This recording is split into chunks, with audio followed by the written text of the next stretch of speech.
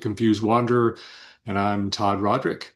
And today we're going to start a series on the law of one material. And I was introduced to the raw material, law of one, many years ago, about 25 years ago. And what prompted me to do this series is to go over how these books, how this work sort of transformed my view of reality and of the path of spiritual evolution. It goes over some really unique perspectives on the journey. And so I figured I could share my realizations that I have gained through the study of the material. Like I said, it was about 25 years ago that I was introduced to the raw material, and it just sort of fell into my lap. I knew nothing about the books. I knew nothing about channeling. And as I sat with it and slowly read through the books, I found my perspective on life here on this planet being changed, even after all the study that I've done over, yoga philosophy, Eastern religions. This really sort of brought all of that into, I'd say, a clearer focus.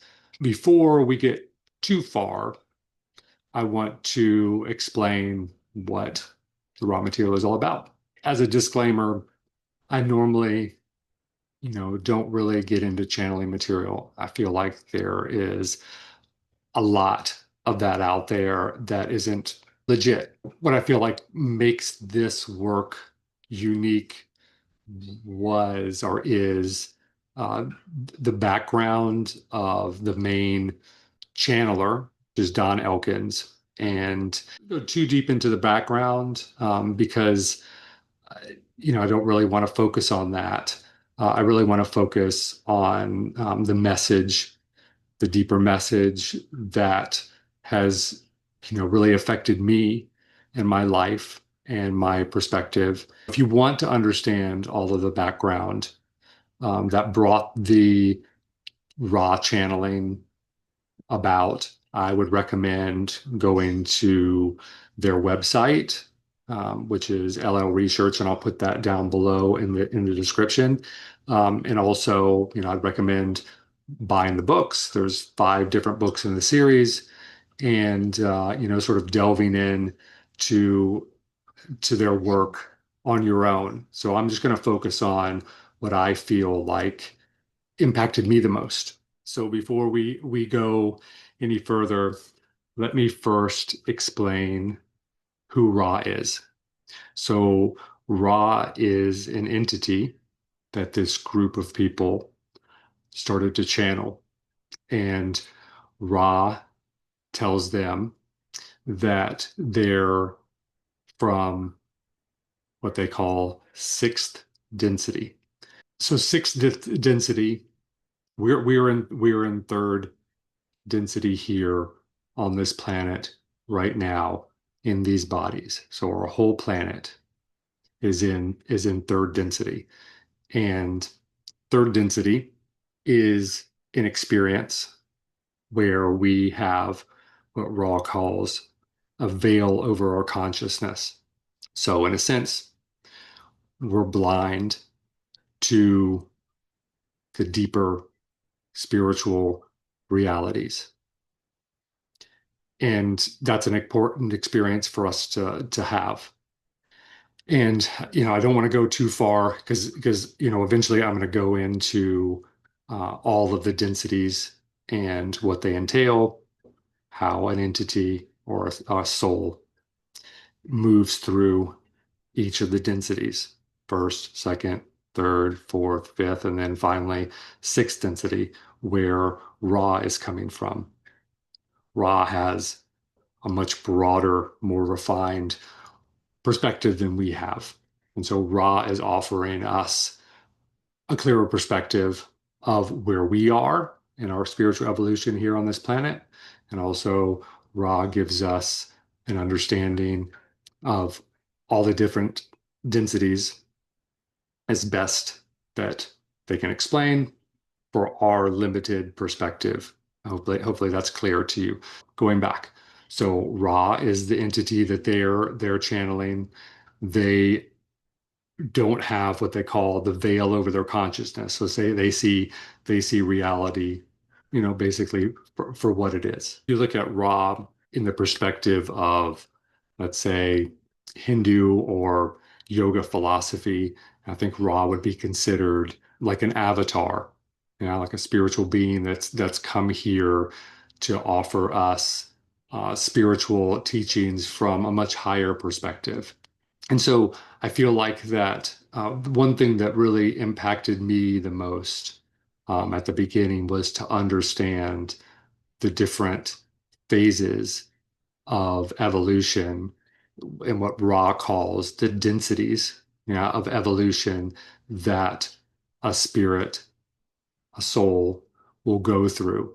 Say maybe a methodology that the one infinite creator, which that's what Ra refers to, as God, the one infinite creator, has created, like a blueprint, a plan for the evolution of a soul, a spirit that has separated itself in a sense, because the separation is illusion, but we have exited as individualized beings, have exited the one infinite creator to go on a journey, a round trip back to merging with the creator.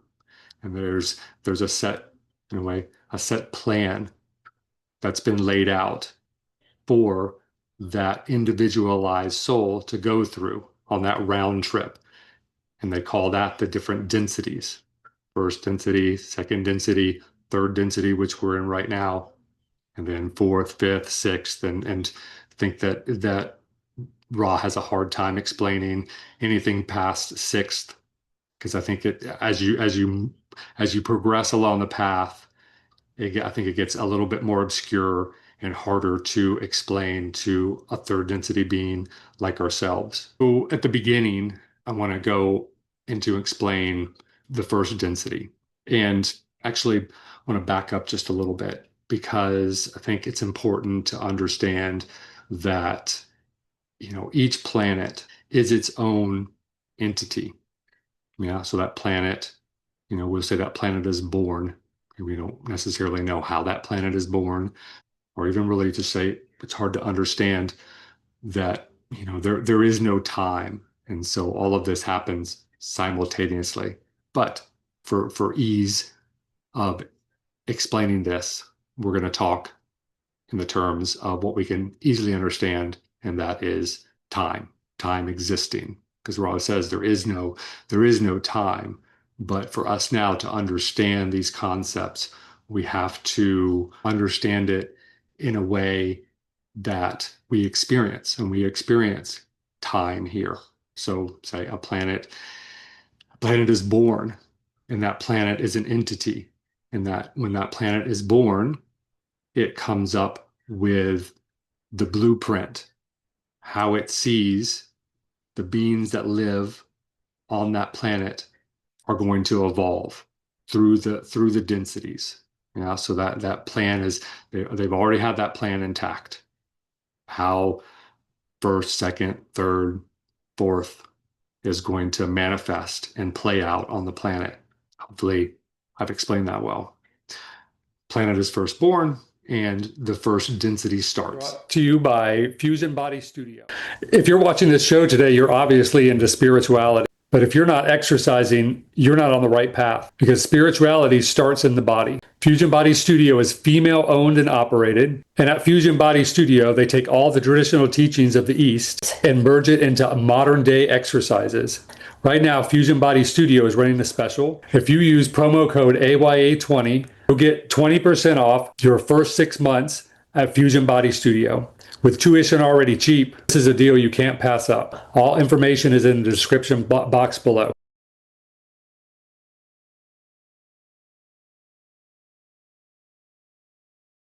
And when the first density starts, the planet is in its infancy. It exists in a timeless state, immersed in chaos, energy that's undirected and random.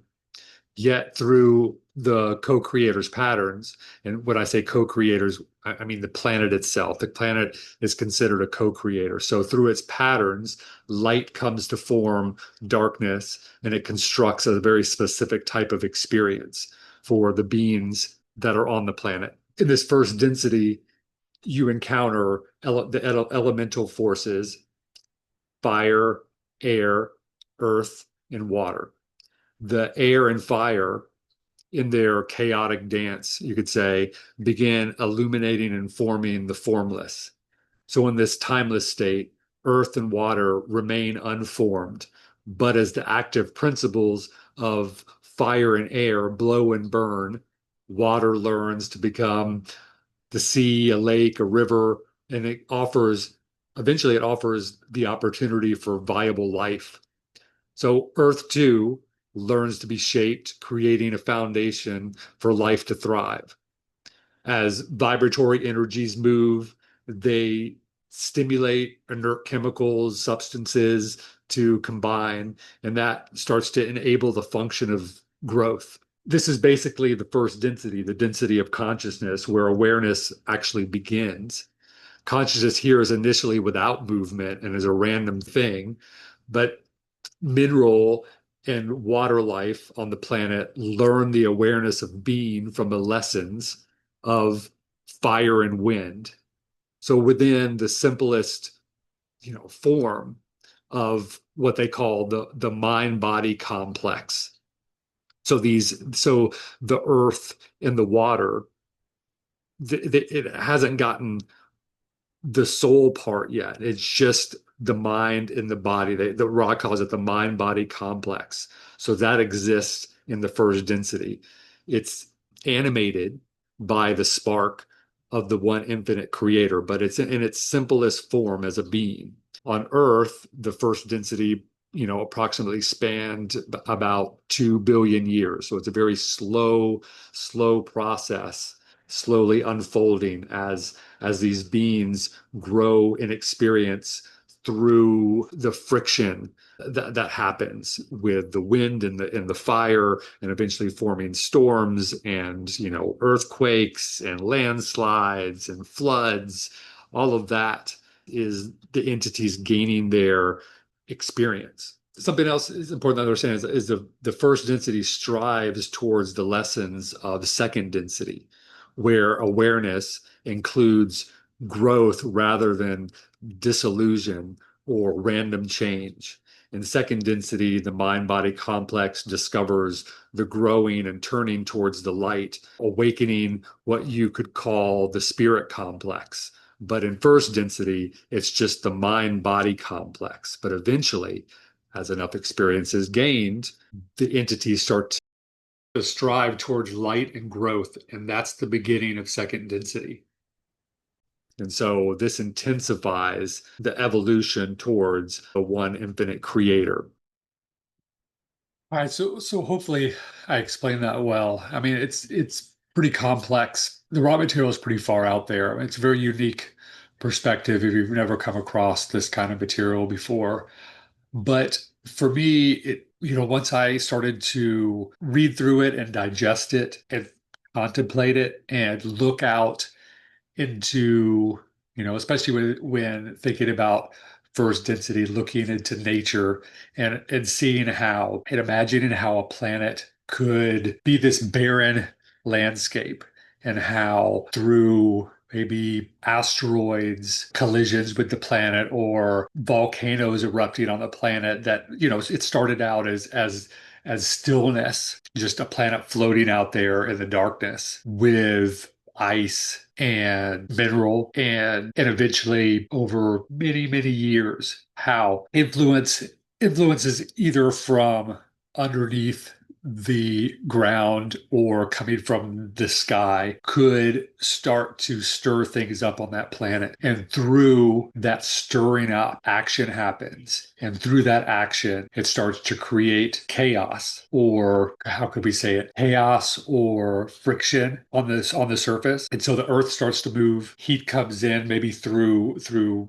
objects crashing against the planet, and so bringing fire, whether it be from coming from above or below, and what was once a still, barren planet starts to experience movement and friction. The water starts, or the ice starts to melt, turns into liquid water. That running across the Earth starts to break it apart and move it, and that starts to form channels, and those channels eventually carry the earth along with it, and eventually there starts to become some organization there. Layers of soil starts to form. Rock will turn to pebbles, and pebbles eventually turn to sand, and so things start to get mixed up and moved around. And like I said, through the chaos comes order, and through that order, everything on the planet, on the surface of the planet, below the earth and the water, it's gaining experience through moving and shifting around. And if you think about how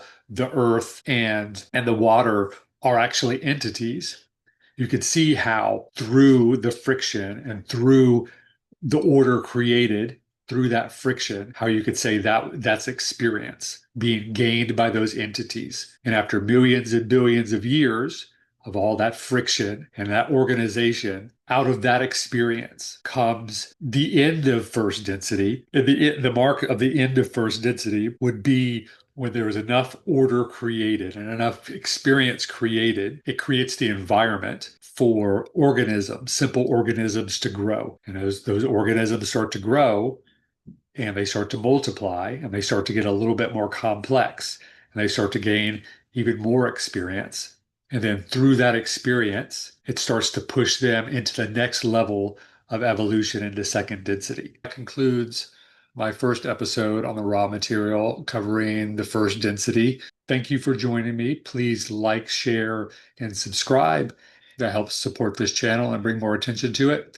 And over the coming years, I'm going to dive deeper into the raw material. First, I need to sort of set the groundwork. So please stick around and join me as we take this journey together in our attempt to unravel the mysteries of the universe according to Ra.